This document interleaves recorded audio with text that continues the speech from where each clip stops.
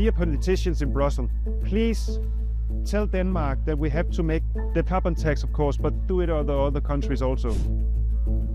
La planète étouffe, les catastrophes climatiques se font toujours plus dévastatrices et la lutte contre l'effet de serre est un impératif pour l'Europe. Mais les moyens d'y parvenir sont loin de faire consensus, surtout lorsqu'il s'agit du secteur agricole. Je suis au Danemark, l'un des pays les plus ambitieux de l'Union en matière de réduction des gaz à effet de serre. Dernière initiative du gouvernement danois, l'instauration d'une taxe carbone sur l'élevage à partir de 2030, une première mondiale.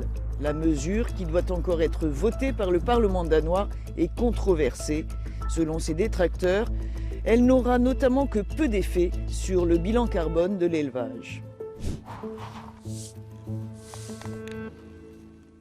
L'Union européenne veut devenir neutre en carbone d'ici 2050, avec pour objectif intermédiaire de réduire les émissions de gaz à effet de serre ou GES d'au moins 55% d'ici 2030. Mais il faudrait pour cela, selon les experts, que les GES provenant de l'agriculture baissent de moitié.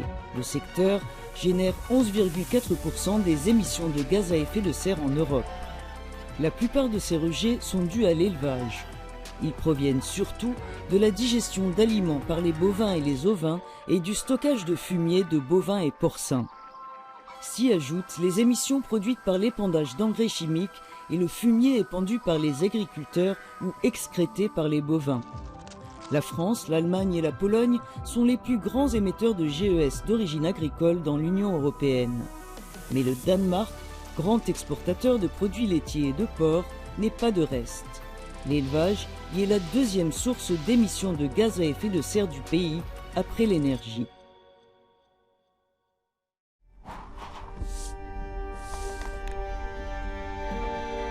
L'agriculture occupe plus de la moitié du territoire du Danemark, une surface presque entièrement consacrée à l'élevage.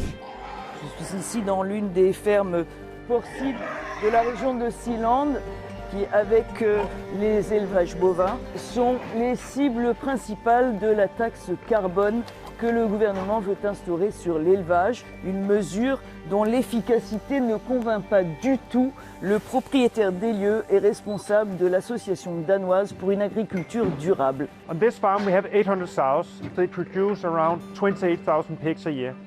I sell the pigs when they are 30 kilos to Germany and Poland and other countries because I get the best price on that market. I can say we use the best technology to keep the pollution as low as possible. These pigs are 3 weeks old.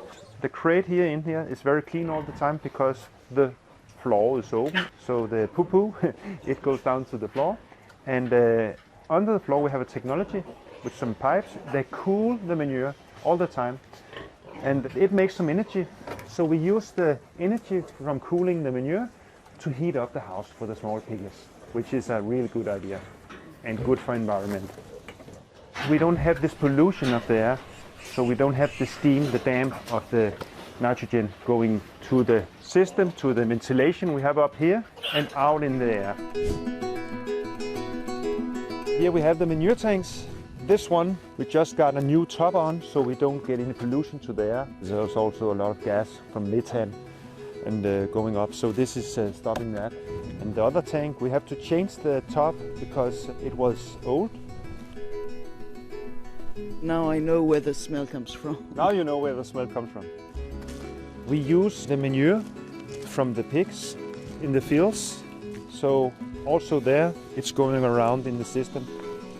And we also have a plan of taking the manure to a place where they can make energy out of it.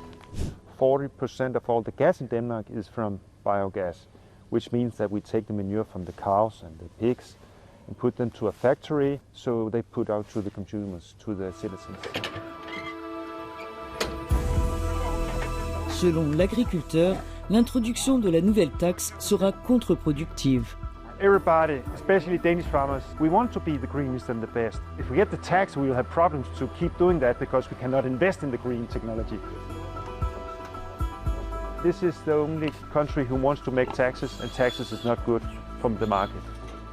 If we get a carbon tax, I'm not going to be competitive to the other countries, so I'm going to stop having my sows.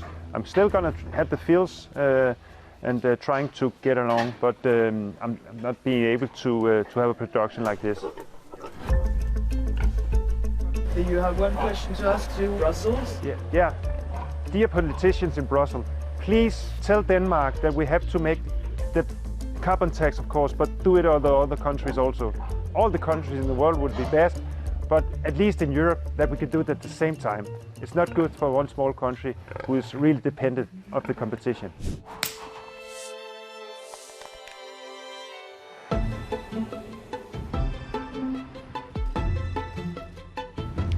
Le Parlement danois, derrière moi, doit bientôt voter sur la nouvelle taxe que le gouvernement veut instaurer sur les émissions de gaz à effet de serre de l'élevage.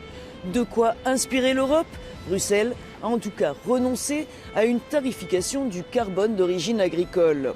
Des points que j'ai soumis à l'une des expertes du Conseil scientifique consultatif européen sur le climat à Copenhague. If we look at the emissions from agriculture in Europe, since 2005, very little have happened in terms of reducing emissions. And one of the reasons is that there's no incentive for farmers to do so. So if you think, for example, of how you handle manure, technologies to treat it better, they're costly. Mm-hmm. If you actually had a gain by paying, in the Danish context, less of a tax by installing these things, you would have an incentive to actually install it. There are some farmers in Denmark who do not agree with this new tax, and they say that as long as the EU is not harmonized in this field, it will create a competitive disadvantage for Danish farmers who will eventually move out. So do they have a point?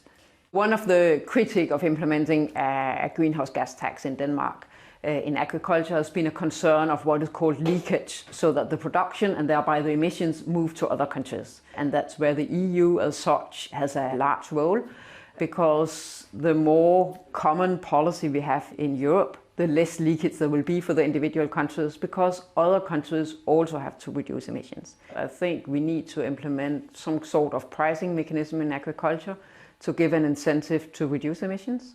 And the other thing is to look into the common agricultural policy and see how we can revise that, because as it is today, a large amount of the subsidies are going to greenhouse gas intensive productions and not to less carbon intensive production forms. Sous pression des agriculteurs, l'exécutif européen a en tout cas renoncé cette année à intégrer des mesures spécifiques à l'agriculture dans ses objectifs climatiques pour 2040.